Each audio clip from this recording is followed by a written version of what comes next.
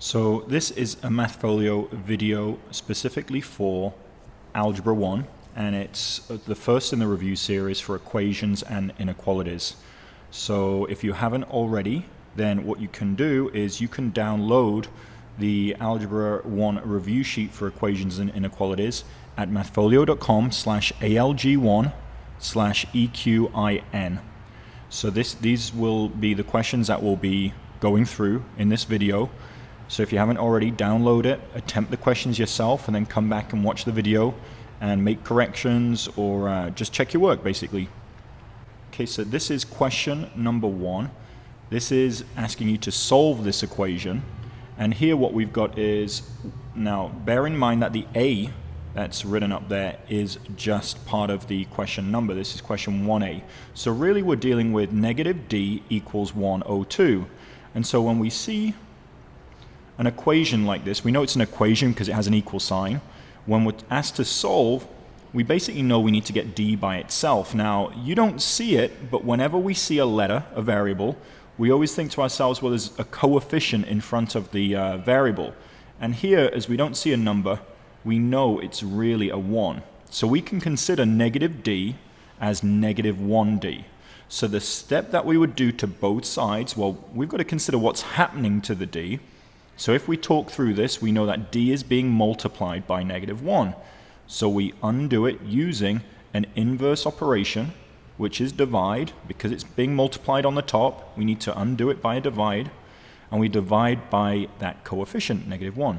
Do the same on the other side, and we end up with D, because the 1's cancel and the negatives cancel. We end up with a D, a positive D, equals, now 102 over 1 is 1 over 102, but because it's a positive divided by a negative, the negative stays. And this is our answer. It's solved, and D equals negative 102. Okay, now 1B here, we are given a slightly different problem, and we've got to be careful. So my advice is first, just to put your dotted line through the equal sign. This makes sure that you keep everything to the left and everything to the right, and that you do the same step to both sides. So ask yourself, what's happening to the y? Well, here it's being subtracted from the 112. So to get rid of the 112, we can subtract 112 from both sides. So this is pretty nice because we can just strike out the 112, it's gone. But down we bring the negative y equals, now if we subtract this, we're going to have to borrow, we change that to a 4. 10 minus 2 is 8, 4 minus 1 is 3, 2 minus 1 is 1. Now, this is very similar to the previous question we did in number 1, where we've got a negative variable. So let's again consider this as negative 1y. To undo negative 1 times y, we need to divide by that negative 1. Again, do the same to the other side. And this time, we get y equals negative 138. Just out of, for the sake of doing it a slightly different way, if dividing by a negative, you just want to stay clear of those. Of course, you should definitely know how to do it. But if you wanted to stay clear of it, another way that you could do this is to do a slightly different, well, a different first step. So we were given 112 minus y equals 250. So instead of subtracting that 112, just look what happens when we add y to both sides. So in this case, the y's are going to cancel out. We bring down the 112 over here, because we had to add the y to both sides. Now, 250 plus y, well, those are different animals. Those are not like terms. They don't go together naturally. So we've got to put them separately, but still show that we're adding the y. So far we've got 112 equals 250 plus y. So now the next step, again, just focus where the variable is. It's the y. It's being added with 250, so we need to subtract that 250. So subtract the 250. So we achieved what we needed to by getting the y on its own, but it's still a little bit tricky, so we've got to be very careful here. We're looking at 112 minus 250. Well, 112 is less than 250, so we're taking a bigger number away from the smaller number, so we know that's going to take us into the negative zone. So I'm going to put my negative, get it ready, and so now what I'm going to do is just subtract the numbers. I'm going to take my 250 and I'm going to subtract the 112. That gives me the 138 that I had before. And with this 138, I'm going to put it in front of the with the negative. So my answer becomes y equals negative 138. It's the same answer as we had before. So I could just flip these, y equals negative 138. It's the same answer as before, but we avoided the issue with dividing by negative 1, but we still had this issue of a smaller number subtract a bigger number. So that was number 1b. 1c, this again looks like a two-step equation, so I'm going to get my dashed line. If this helps you, please keep doing this. Your dashed line through the equals can sometimes prevent you from making mistakes. Now the first thing I'm seeing is that g is being divided by 10, and then it's being added with negative 5. Now when you add a negative, it's really subtracting, so you could just say g over 10 subtract 5. To get the g over 10 by itself, we would have to add 5. That would cancel this out, but we'd have to do the same to the other side also. So all of a sudden we've got 26 equals, and it's the g over the 10 that comes down. The 5s have disappeared. Now ask yourself, what's happening to the g? Well, the g is being divided by 10, so to undo it, we have to times by 10. Whatever we do to one side, we must do to the other. Now the 10s cancel, we're left with g equals, and because we're multiplying by 10, we just pretty much add a 0, or technically we're moving the decimal point that's after the 6, we're moving it one space over, and we're filling in a 0. So when we times by 10, 26 becomes 260. So that is our answer for 1c. Okay, 1d. So one of the issues here is that I have got variables on both sides of this equal sign. So never fear, we just split it up. Now I see 70p's here, and I see minus, or we can consider this a negative 20p over there. So my advice is look for the baby. Now the baby is the smaller coefficient. Well, a negative is always smaller than a positive. Doesn't matter if this was negative a million, it's still going to be smaller than 70. So the baby, let me write baby, the baby is the one with the smallest coefficient, and we can think of the minus, the negative, as making it even smaller. So I need to undo the baby. So what I'm going to do is add 20p, because it says minus there, that's going to get rid of this. If I do the same to the other side, the exact same, add 20p, then the result of this is going to be 90p plus 200 equals 20. So we're almost there. Now what's happening to the p? Well, it's being multiplied by 90, and then it's being added to 200. The last thing you say, you undo. So I'm going to subtract the 200, subtract the 200. So the 200s have gone. Now, I'm going to be a little careful here as well, because 20 subtract 200, well, we're subtracting a bigger number from a smaller number, so we know that this is going to give us a negative answer.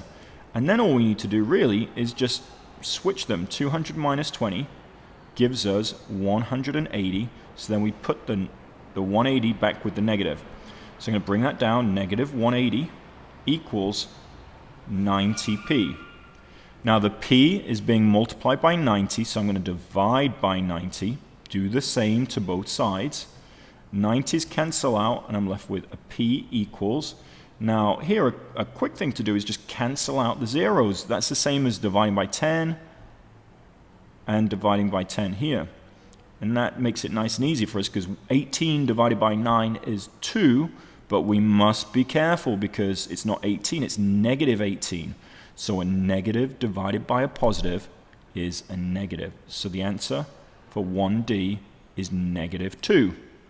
Okay, if we look at 2, number 2, this is 2A. So in this question, we're given an inequality. So this is the first thing. There are no equals in this problem. We're also asked two things, which is to solve it and graph it.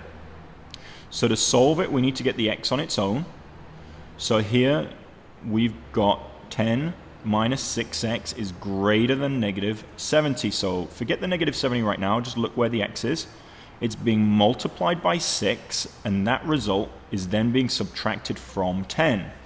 So I'm going to undo the last thing that I said. I'm going to wipe out the 10 by subtracting 10 from both sides.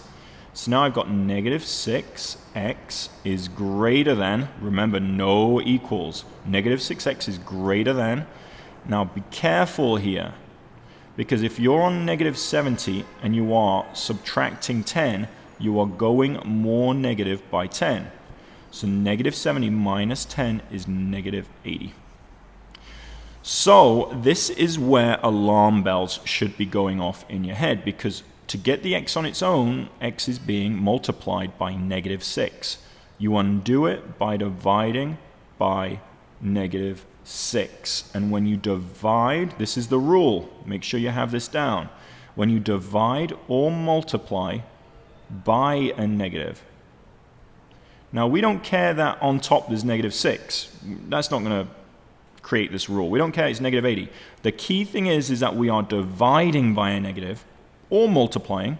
Then the rule is you have to, I'll write this in green, when you divide or multiply by a negative, you must switch or flip, really flip, the inequality.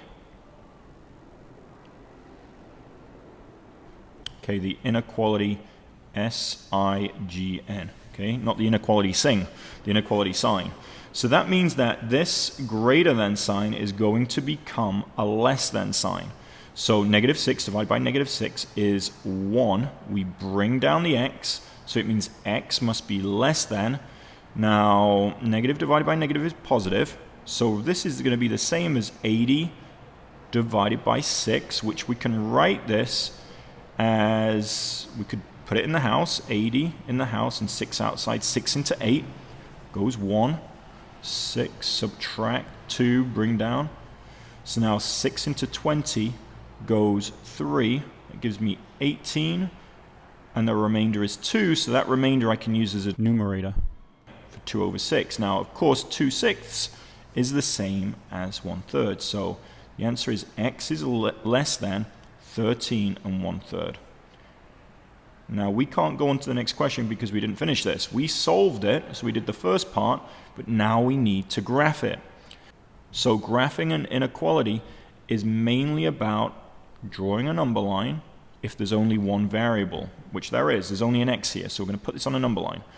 I'm going to show my 0. I'm going to show arrows on this line, and I know that x must be less than 13 1/3. So I'm just going to show 13 1/3 over here.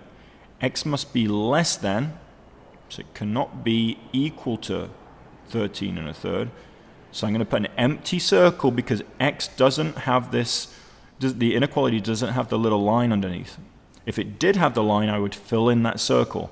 But it's an empty circle, and then x is all numbers less than it. So that's all numbers to the left. And I'm going to shade in the line. It's a little thicker. I'm going to put an arrow. So now I just graphed it, and I already previously solved it, and this is showing me x is less than 13 1/3. Number 2b. So in 2b again, it's another example of the same thing. This is solving and graphing n plus 7 is less than 4n minus 20. So here I'm going to look for the baby n, which is this one, has an invisible 1. I'm going to subtract the n, going to do the same to the other side. If you're the type of person who gets confused with the other side, please keep drawing this dotted line through your inequality, or if it was an equation, draw it through your equals. So after I subtract n, I get 7 is less than 3n minus 20. 4n minus n is 3n, because that's really a subtract 1n. The next step, n is being multiplied by 3 and then subtract 20. So I'm going to undo the last step by adding 20. So now they cancel, and I get 27 is less than 3n.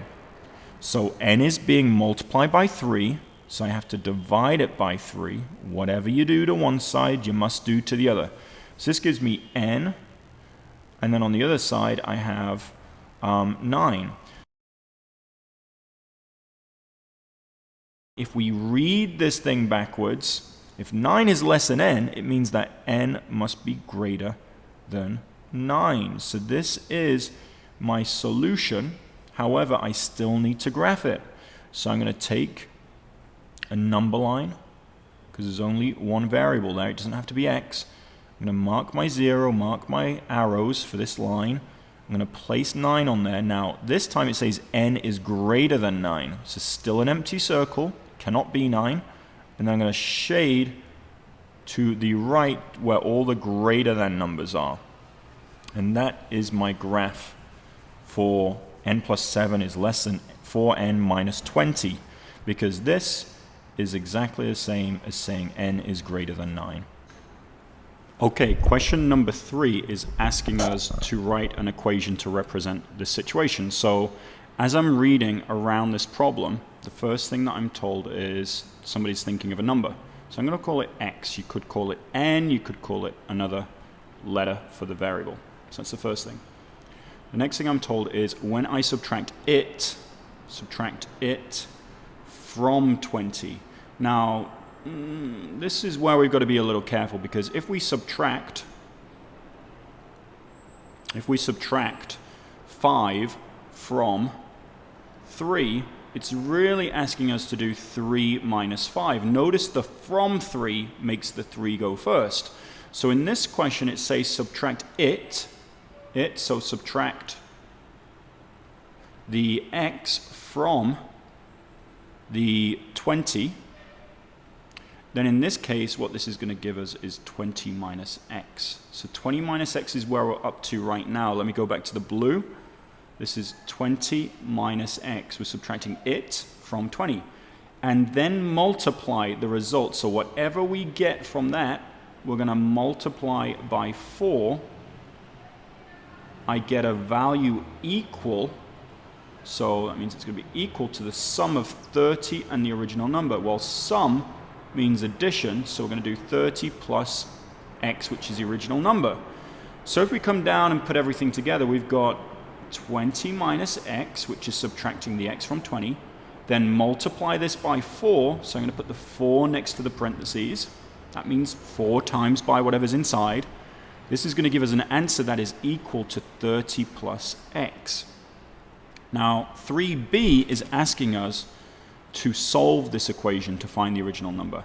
So let's write what we have as the equation, 20 minus x times 4, which is this, equals 30 plus x.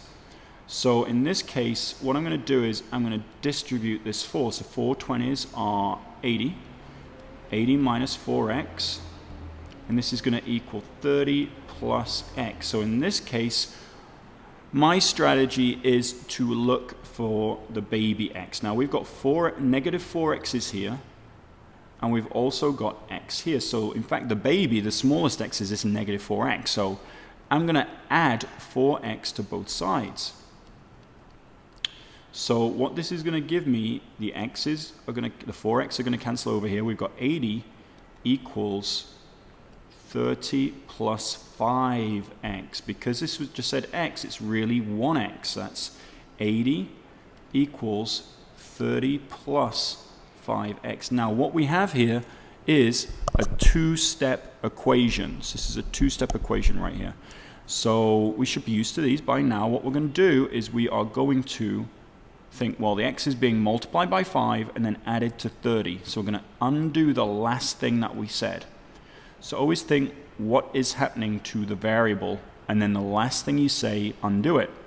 30s are going to cancel. That gives me 50 over here. 50 equals 5x. What's happening to the x? Well, it's being multiplied by 5. So I'm going to do the inverse operation, divide by 5, and we get x equals 10. 10 equals x, or x equals 10. And that is our solution to the problem. That was number 3b. Okay, number 4. So this is another word problem. So we should always use the strategies to highlight, underline, or cross out. So let's see. So Tommy's a car salesman. He earns $150 per month. That seems like it might be useful. So he earns $150 per month. Okay, plus a bonus of $15 per car that he sells. This month he has an unexpected medical bill that he has to pay together with all his other bills. He needs, so what he needs is at least, because if he has more, it's still good enough. So he needs at least 2,700. So here we're told, at least how many cars must he sell to pay his bills? So it's looking for the number of cars. So what we should do really is, if we're looking for the number of cars, we define a variable, which it says here. We define a variable, let's C, or any other letter, let's C equal the number of cars he must sell to pay his bills. If you just say let's C equal cars, then it's very unclear if you're talking about the number of cars he must sell, the number of cars he wants to sell, the number of cars he sold yesterday, or even if you're just saying let's C equal cars, you're talking about the name of the car, you're talking about the color of the car. So you must be very, very explicit what you are referring to with the C. So A is asking us to write an inequality to represent this situation. So my strategy is to think about what is the grand total. Well, here, the grand total is at least $2,700. So we're going to put greater than or equal to 2,700. Do not put the dollar sign in here. You don't need to put the dollar sign in there. So he gets $150 per month plus $15 for each and every car that he sells. So we're going to do $15 times C. If he sells one car, 15 times 1 is a bonus of 15. If he sells 10 cars, 15 times 10 is a bonus of $150. For part A, this is all that we are looking for, the inequality to represent this situation. Okay, for part B, it's asking us to solve this inequality and then graph it. So I'm going to write out the inequality again, 150 plus 15C, because he's getting $15 per car, must be greater than or equal to 2,700. So we're going to solve it first before we graph it. You cannot graph this thing until you have the variable on its own. So very similarly to an equation, you would put your dotted line, think what's happening to the variable. Well, here it's being multiplied by 15 and then added with 150. So we're going to undo this. We're going to subtract, if it's added to 150, we're going to subtract the 150. Do the same over here. Now we're subtracting 150, so we're going to line them up. Then what we get is these are going to cancel. We're left with 15C is greater than or equal to 2550. Now, what's happening to the variable? Well, we almost got it. It's being multiplied by 15, so we're going to divide by 15. So we get C is greater than or equal to, let's not forget, we've got to divide this side by 15 as well. So we could use a calculator at this point, or we can just plug it in, 2550. We're doing 15 into that. 15 into 25 goes once. When we subtract this, we get a remainder of 10. So the 10 goes right there. Now we've got to bring down the 5. Now 15 into 105. Well, if we count up in 15s, we're going to could get to 90, and that would be 6. Is this 7? No. 7 15s are 105, so the 7 can go there. 7 15s are 105.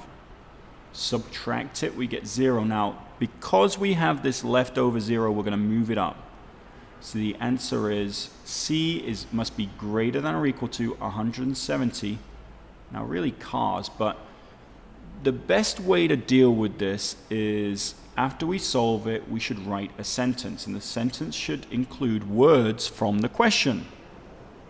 So the original question is to do with how many cars must he sell. So we could say he must sell at least. This is an inequality. It doesn't have to be exactly 170. If he sells 171 cars, he's still going to be able to pay his bills. So he must sell at least 170 cars to pay his bills. So that is the answer for solving number 4b. The last thing that I must do is graph it. We cannot forget half of this question. So we only have one variable, it's c. So I'm going to draw my line, like a number line. I'm going to label 0, and I'm also going to label 170 cars, so 170. Now c must be greater than or equal to. So greater than would just be this with an arrow. But because c could be 170, we shade in this circle as well. This shows that c could be 170 or greater. And so this concludes the algebra equations and inequalities test. So hopefully you did well. If not, go through the questions again, attempt them yourself, and don't forget that you can print off the worksheet, the test paper, which the link was given to you at the start of this video.